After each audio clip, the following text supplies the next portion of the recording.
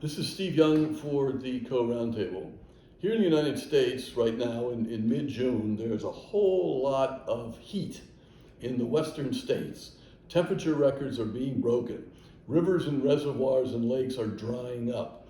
This directs one's attention to the issue of global warming and climate change, which then directs your thoughts to the use of hydrocarbons by humanity as a source of energy to run the system we have. I tend to think of it as generating electricity rather than just automobiles and airplanes flying, because our modern civilization depends on electricity to a huge extent, and something's got to generate electricity.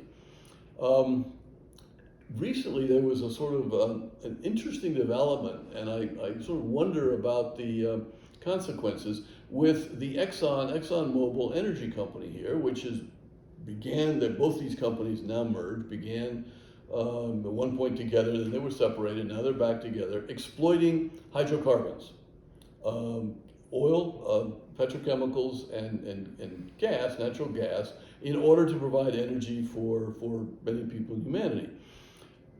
But they're private corporations, and they have annual meetings, and shareholders have the right to elect directors in the corporations. Directors have the power to set the course.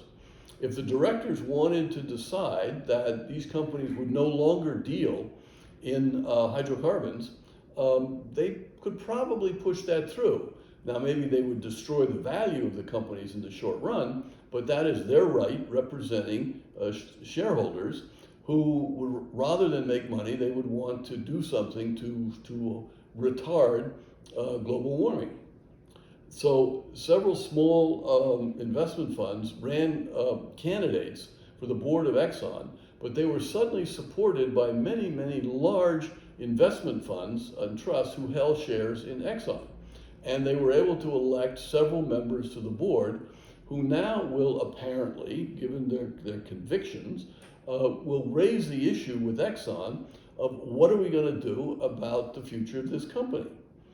And one question is, if they really want to follow through and they get out of the oil business, are they going to basically cause the companies to go out of business, and all the shareholders will lose their investment?